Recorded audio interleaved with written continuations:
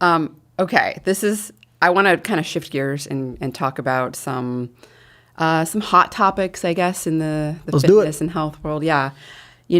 So starting with seed oils. Oh boy. And I do think that this will be the most commented section of this podcast. Well, it's an interesting one. I avoid them. I try to mostly avoid them. I mean, at home, olive oil is what I use for cooking, for everything.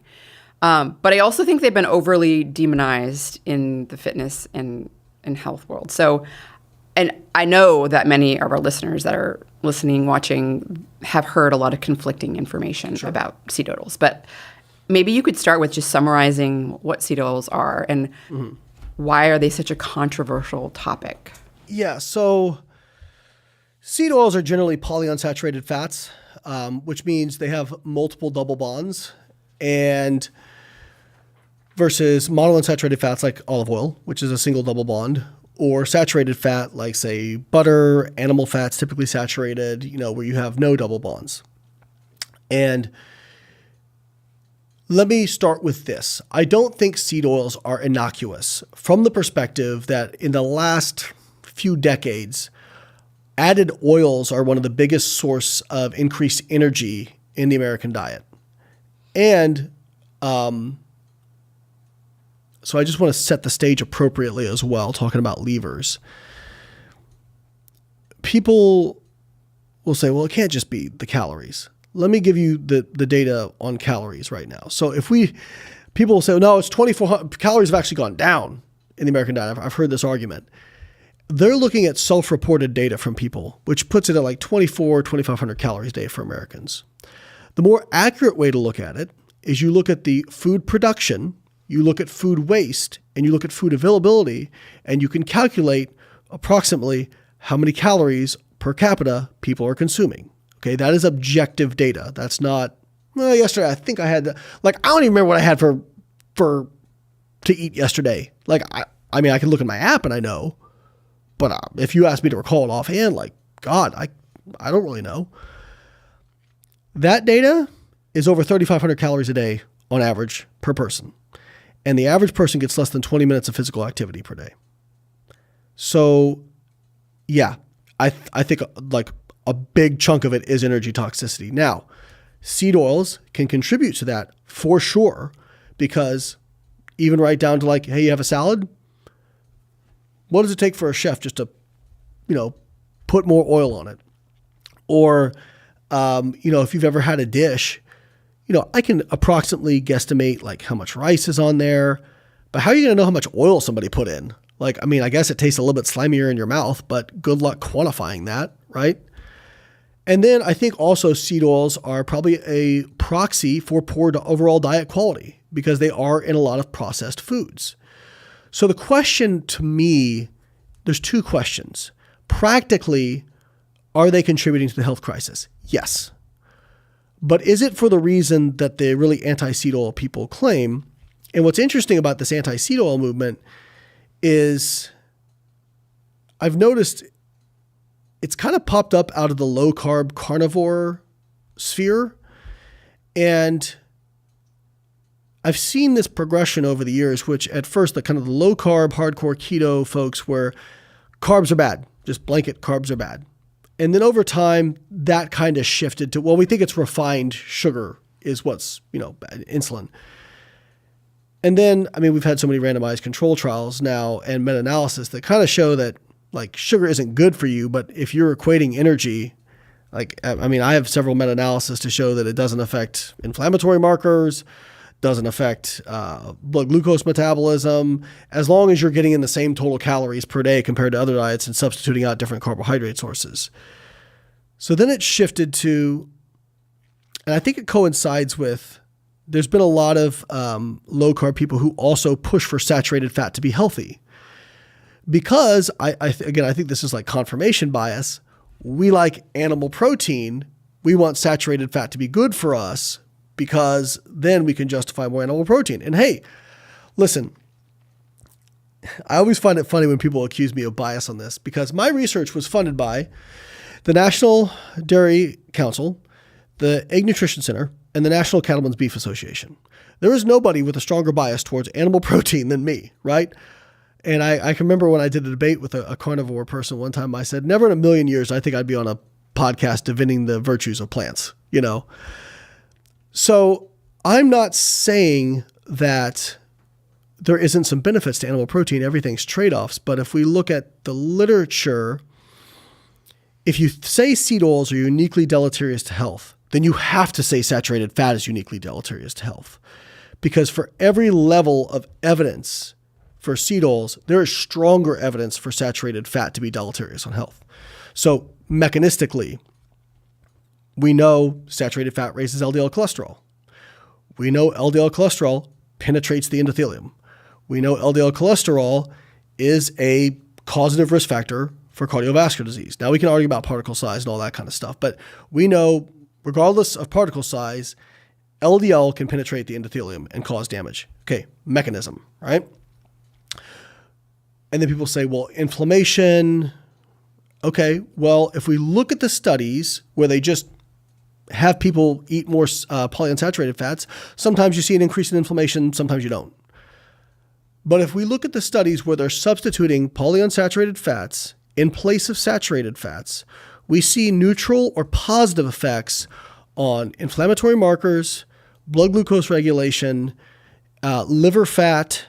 In fact, one of the things I tell people is if you're worried about liver fat increase from fructose, you better be worried about saturated fat, because they compared them straight up, equating calories, overfeeding fructose versus saturated fat. Saturated fat increased liver fat 70% more than fructose in a randomized control trial. So again, all right, you want to make the argument that seed oils are bad for you. You have to make the argument that saturated fat is bad for you too. And usually it's kind of the opposite, where they're trying to push that, polyunsaturated fats are what's causing a lot of our health problems, when in reality, at every level of evidence, whether it's animal, mechanistic, human randomized control trials, or epidemiological, looking at polyunsaturated substituted for, or saturated substitute for polyunsaturated, it's either neutral or positive.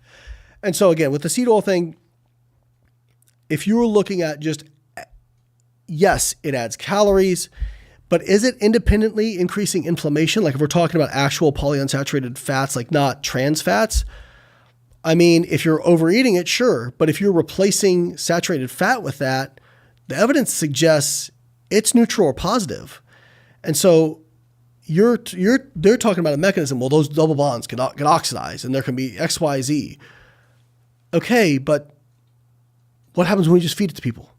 And then you're seeing. Now, some people have said, and we talked about this, like heating and reheating. It's probably not even like one-time heating. It's probably like multiple times heating. Depends on the smoke point, all that kind of stuff. But again, that's confounded by the fact that, okay, if you're heating and reheating, you're frying stuff. And fried food is a proxy for really poor diet quality. So again, is it the seed oils that they're frying it in, or is it the fact that these people just eat really poorly overall in these cohort studies who are eating a lot of fried foods? Certainly in the cohort studies. Yeah. So the seed oils, so far the randomized controlled trial evidence doesn't suggest it increases cardiovascular disease. Doesn't suggest it increases inflammatory biomarkers, at least in the randomized. Not CRP or CRP and some of the yeah. Now the heated versus the non-heated, and this is where I kind of think seed oils can be bad, and that it does have to do with what you said about cohort evidence is true, right? Because you're right, you can't know, are they just frying all this like terrible food, and there's too many confounders, right? There's too many confounders, but there are very few, 3 or 4 studies that have interestingly compared heating some seed oils. A lot of times it's safflower oil. Yep. They'll heat it or even do repeated heatings. Like once I did 20 and did not, and then made muffins, the same muffins. Yep. With either I thought it was a great study. The 20 times heated oil versus just the cool, not heated oil. And the heated oils did increase inflammatory markers, and they increased oxidized LDL. And so, and like I said, too few studies really comparing just non-heated with heated. Yeah. Because essentially, a lot of those randomized controlled trials showing no effect on inflammation with seed oils, they were giving them pills that they weren't cooking the seed oil, right? They're just putting it in the pill. So I do think there's a strong possibility based on the very limited evidence so far that heated seed oils might cause more inflammation compared to consuming them, certainly in whole foods, but even just like putting it on a salad or I don't know. What are your thoughts? So it's kind of like if we look at the priority of what's important, that's some of the last stuff I'm worried about just because I'm like, again, most people are eating over 3,500 calories a day, doing less than 20 minutes of physical activity.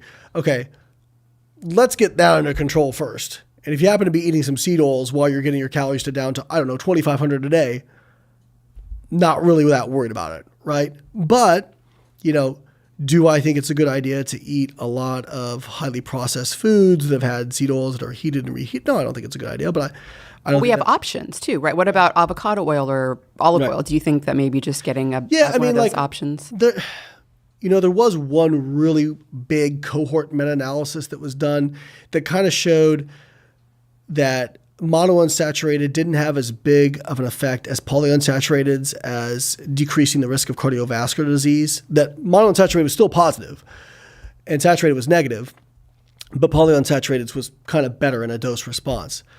But I think for the most part, if you're worried, use olive oil, use avocado. What about the polyphenols in olive oil?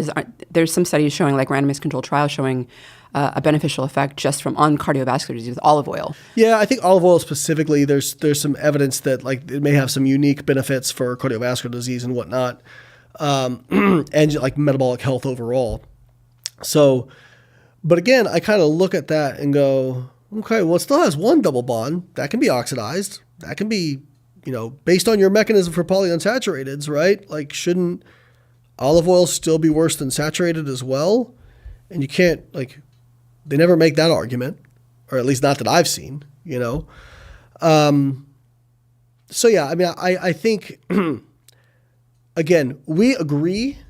I might agree for a different reason in that I don't know if I've seen enough to really, I think if you're heating and reheating, yes. Like once you get to the point where you're oxidizing those double bonds, now you're, who knows what's happening downstream of that. But I think it's probably, people who are eating a lot of heated and reheated oils are just eating really crappy foods overall. Like I'm not really worried about somebody who's, they spray their pan with canola oil and cook some eggs on it. I'm not worried about that.